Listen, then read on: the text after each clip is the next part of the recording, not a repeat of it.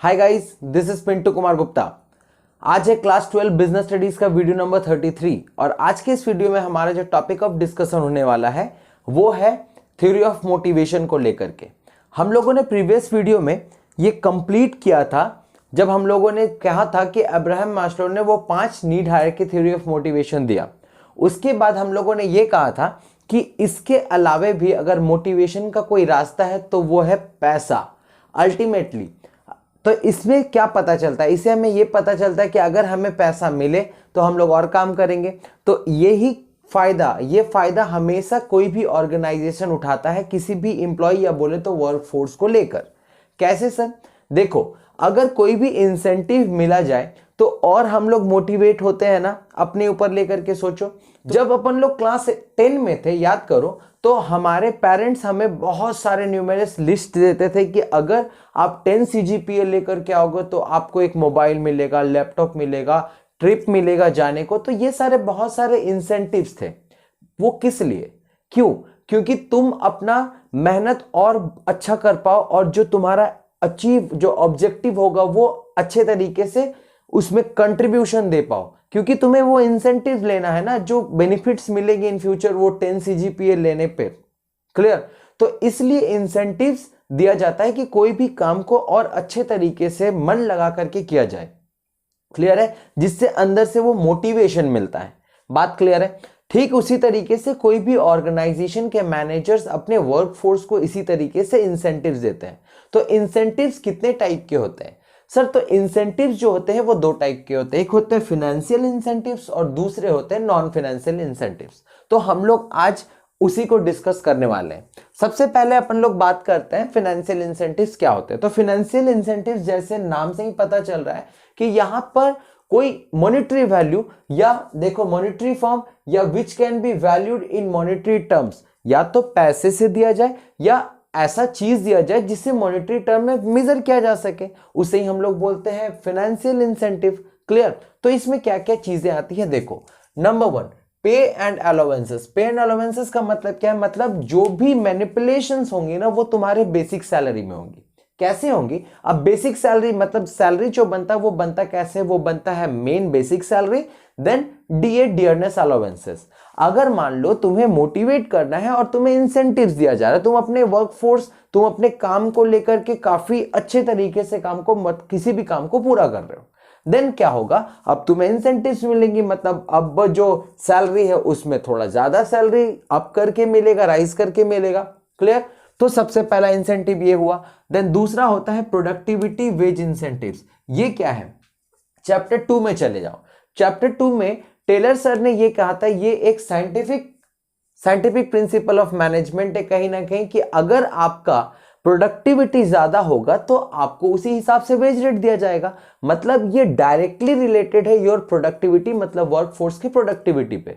अगर कोई वर्कफोर्स अच्छा काम करता है तो वो ज्यादा वेज लेकर के जाएगा, और बाकी तो तुम लोग समझदार हो। क्लियर? तो ये भी कहीं ना कहीं प्रोडक्टिविटी को बढ़ाने के लिए अच्छा मतलब जरिया है। नेक्स्ट बात करते हैं बोनस।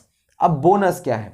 बोनस का मतलब है ये कि जो हमें पूजा में मिलता है, हमें बहुत सारे ओकेशंस में मिलते हैं, जो ऑर्गेनाइजेशन अपने वर्कफोर्स को देते हैं ओकेशंस पे। क्यों बोनस क्यों दिया जाता है? देखो, ये जो बेसिक सैलरी है उससे ज्यादा करके दिया जाता है। क्यों?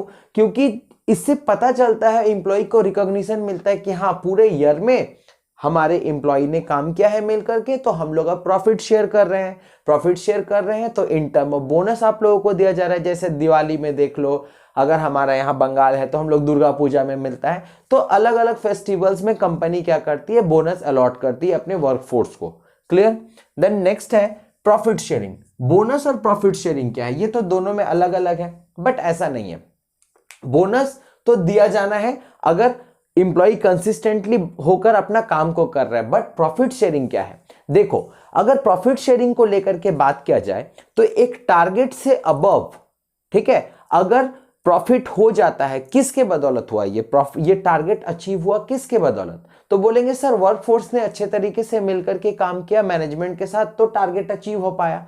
तो मैनेजमेंट के हिसाब से वो क्या करती है, अपने वर्कर को और एनर्जेटिक रखने के लिए क्या करते हैं, वो लोग क्या करते हैं, प्रॉफिट शेयर कर लेते हैं कि हाँ भाई आप लोगों के मेहनत के चलते हम लोग प्रॉफिट एक्सपेक्टेड रेट से भी ज्यादा लेकर के आए तो आप लोगों का शेयर बनता है। तो ये हो गया एक इंसेंटिव जो है financial.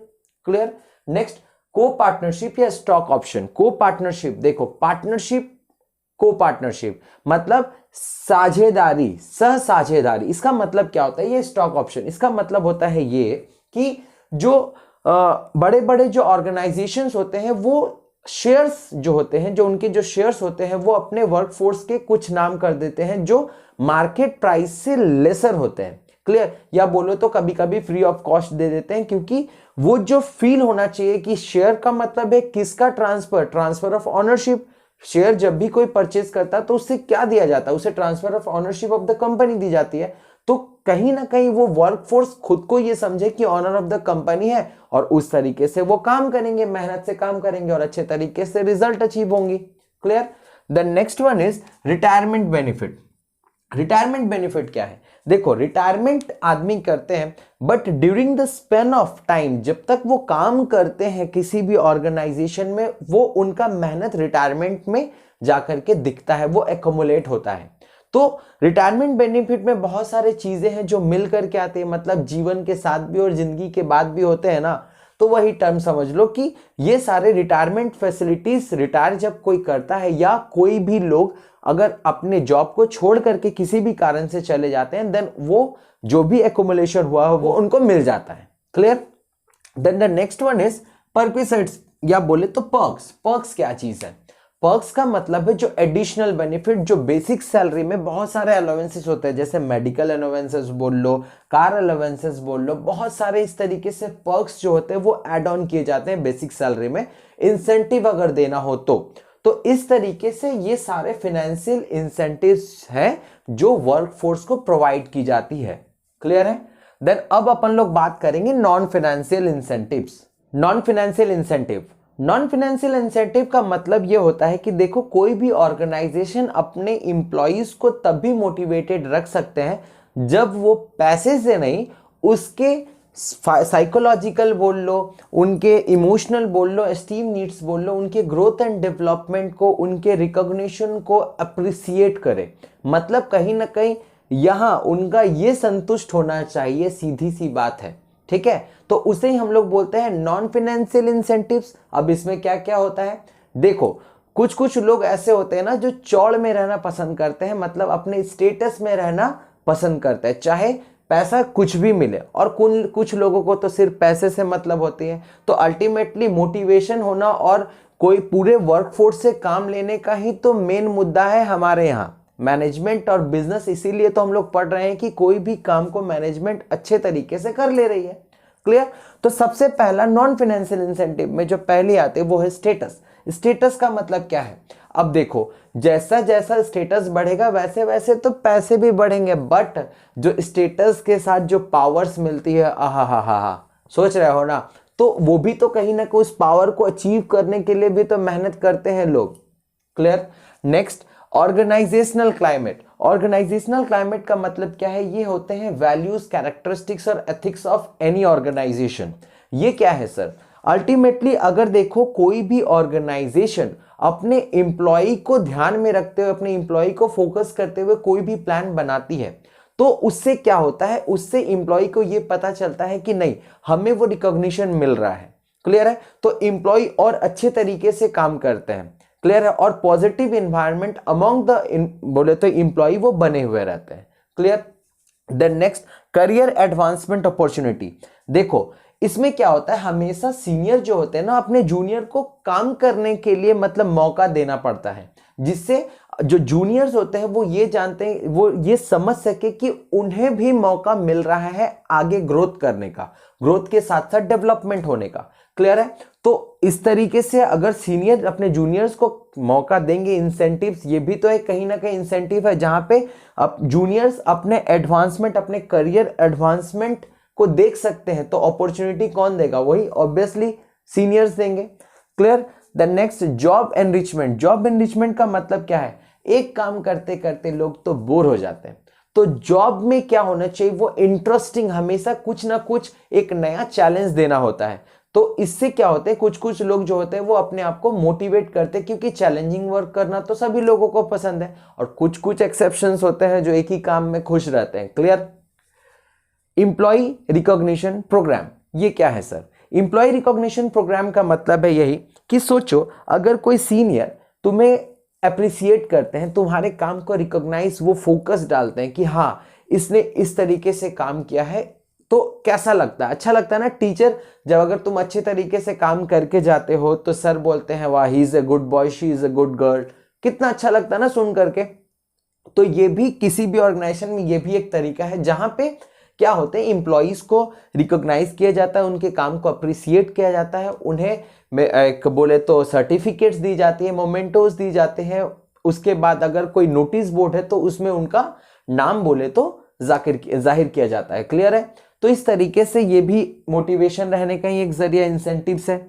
Job security, job security तो मेन चीज है। अब देखो, सारे वर्कर्स को ये पता रहना चाहिए कि वो कितने सिक्योर्ड है अपने काम में। ऐसा नहीं है कि हमेशा टर्नओवर, वर्कफोर्स टर्नओवर होते रहे। ये भी एक पार्ट है मोटिवेशन के, क्योंकि अगर हमेशा टर्नओवर होते रहेंगे वर्कफोर्स का किसी भी ऑर्गेनाइजेशन में, तो इंप्लॉय उस तरीके से अपने माइंड को सेट नहीं कर पाएगा 100%। क्लियर? Next, employee participation. देखो, डिसीजन मेकिंग के समय इंप्लॉय का होना बहुत जरूरी है, क्योंकि इंप्लीमेंटेशन ऑफ डिसीजन तो होना है वहीं पे। कोई भी डिसीजन अगर टॉप लेवल मैनेजमेंट या अथॉरिटी लेते हैं तो इंप्लीमेंटेशन वहीं पे होता है। क्लियर है? तो जब भी कोई भी डिसीजन की बारी आए, लेने की बारी आए, तो इंप्लॉय का पार्टिसिपेशन होना बहुत जरूरी है। इसलिए बड़े बड़े जो ऑर्गेनाइजेशंस होते हैं उसमें वर्कर्स से लेकर के कमिटी बनती है, जिनमें हेड ऑफ द वर्कर जो होते हैं उनको डिसीजन मेकिंग के समय बुलाया जाता है। Clear? Next, employee empowerment. Empowerment का मतलब क्या होता है? इंपावरमेंट का मतलब होता है वो सेंस ऑफ रिस्पॉन्सिबिलिटी, जहां पे वर्कर खुद को ये इंडिपेंडेंस, काम करने में वो इंडिपेंडेंट फील कर पाए, तब वो अच्छे तरीके से काम को कर सकते हैं। ठीक है? तो इंप्लॉय एम्पावरमेंट यही कहती है। तो इस तरीके से हमें ये पता चल गया कि जो मोटिवेशंस होते हैं उसमें अब्राहम मास्लो सर ने तो बहुत अच्छे तरीके से hierarchy need theory of motivation बता दिया, बट उनके साथ साथ ये financial and non financial incentives भी जरूरी होते हैं किसी भी वर्कफोर्स को मोटिवेट रखने के लिए। क्लियर है? तो उम्मीद करता हूं कि आज का ये दोनों इंसेंटिव्स आप लोगों को अच्छे तरीके से क्लियर हो गई होंगी। मिलते हैं नेक्स्ट वीडियो में नेक्स्ट टॉपिक जो है लीडरशिप के साथ। तब तक के लिए बने रहो मेरे साथ। Thank you.